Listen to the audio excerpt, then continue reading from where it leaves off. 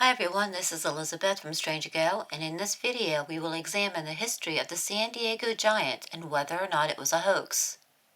Was the San Diego Giant real, or was it a hoax? While we will never know with absolute certainty either way, the story of this giant was a common one. Giant found, giant exhibited, giant bought by the Smithsonian and declared a hoax.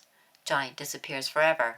In 1895, prospectors uncovered the remains of a giant near San Diego, California. This, in all honesty, was a rather common occurrence in the 1800s, and there are numerous reports of giant remains found in the West and particularly in California. Some reports stated that the giant measured over 9 feet, but two separate articles stated that the mummy was 8 feet 4 inches and was definitely the remains of a Native American and not some unknown race of men. In 1896, a deputy marshal from Berkeley, Fred Rawson, purchased the mummy giant and put it on exhibit, charging people to view the strange artifact. This was a common way for people to make some extra money while they bought up curios across the country.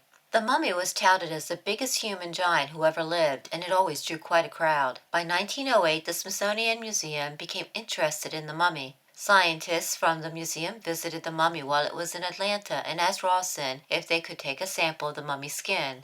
Having nothing to hide, Rawson gave these men permission to test the authenticity of the mummy.